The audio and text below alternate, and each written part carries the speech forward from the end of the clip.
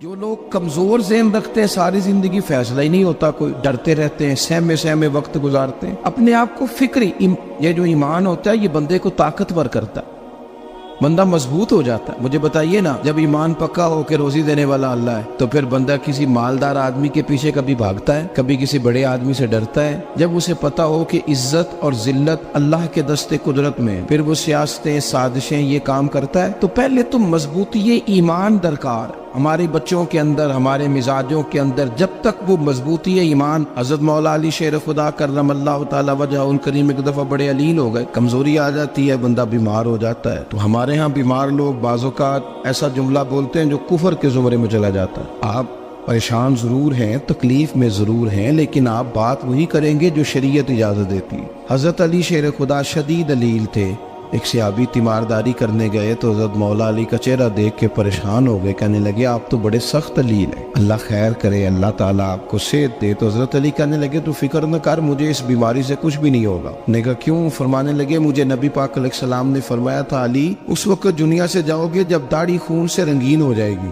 تو اس کا مطلب ہے میں خنجر کے وار کے ساتھ شہید کیا جاؤں گا، میں بیماری سے دنیا میں نہیں جاؤں گا، میں یہ بیماری سے مجھے کچھ بھی نہیں ہوگا، اللہ مجھے شفا دے دے گا، چونکہ حضور نے فرمایا کہ ساڈے نبی دی زبان ساڈے واسطے قرآن۔ تو سب سے پہلے تو اپنے ایمان کے اندر، توکل کے اندر مضبوطی پیدا کرے۔ مسلمان دیکھو نا، نماز پڑھنے سے روزی میں برکت ہوتی ہے، تو پھر اس کا مطلب یہ ہے کہ جب ٹائم آئے نا نماز کا تو گاہک جتنے مرضی کھڑے ہوں پھر دکان بند کرنی چاہیے، پھر نماز پڑھنی چاہیے، کیونکہ روزی تو اللہ نے دینی ہے، گاہکوں نے تو دینی۔ تو سب سے پہلے ضروری ہے مضبوطی ایمان، توکل، اللہ کی ذات پر بھروسہ۔ آپ کبھی میدان کربلا کا پورا نقشہ اپنے سامنے رکھیں نا، دو چیزیں ہیں، امام حسین کو نظر آ رہا ہے اب شہادت ہو جائے گی، اتنی بڑی فوج آئی ہے، خدا کی حکمت کے تقاضے سمجھ میں آ رہے ہیں، حالات کیا ہوں گے سمجھ آ رہی، پر ایک لمحے کے لیے بھی ان کا توکل کمزور نہیں ہوا۔ اپنے رب پر جو مضبوط بھروسہ ہے، سیدہ طیبہ طاہرہ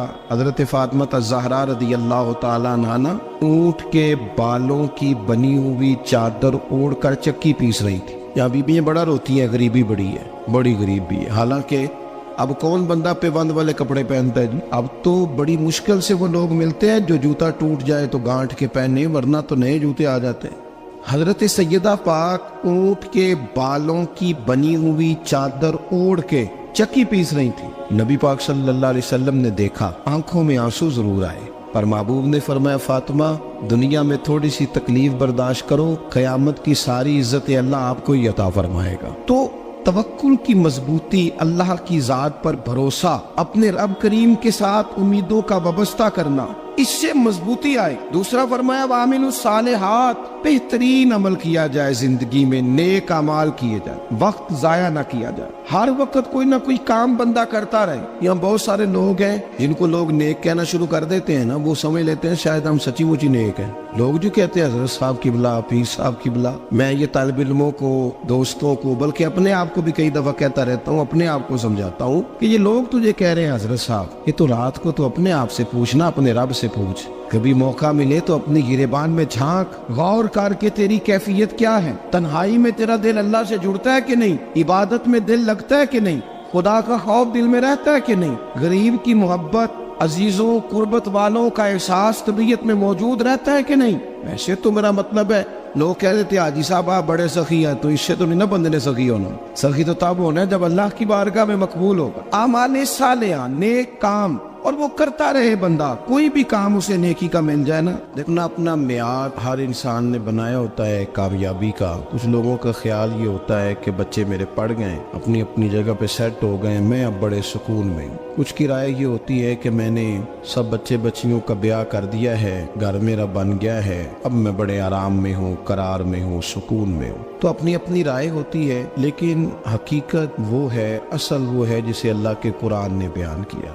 اللہ کریم نے فرمایا والعصر، اے محبوب علیہ السلام ہمیں آپ کے زمانہ مبارکہ کی قسم ہو، ان الانسان لفی خسر، فرمایا بے شک انسان خسارے میں، نقصان میں۔ اپنے تئیں کوئی دعویٰ کر لیتا ہے، آپ دیکھتے ہیں کہ بہت سارے لوگوں کے دعوے اپنے اپنے ہوتے ہیں نا۔ کسی بھی طالب علم سے آپ پوچھیں پیپر دے کے آئے تو پیپر کیسا ہوا ہے، تو کیا کہتا ہے؟ جب کینڈیڈیٹ الیکشن لڑتے ہیں تو رات کو جب وہ سوتے ہیں تو سارے جیت کے ہی سوتے ہیں، ان کو سب یہی کہتے ہیں کہ لوگ سارے تیرے ساتھ ہی ہیں. حالات، یہ جتنے بادشاہ حکمران ہوتے ہیں ان کے بگڑنے کی بنیادی وجہ ہوتی ہے کہ یہ خوش فہمیوں میں مبتلا ہوتے ہیں. ہم میں سے بھی ڈھیر سارے لوگ ہیں جو خوش فہمیوں میں مبتلا ہیں. کچھ کہتے ہیں جناب ہماری نسبت بڑی تگڑی ہے.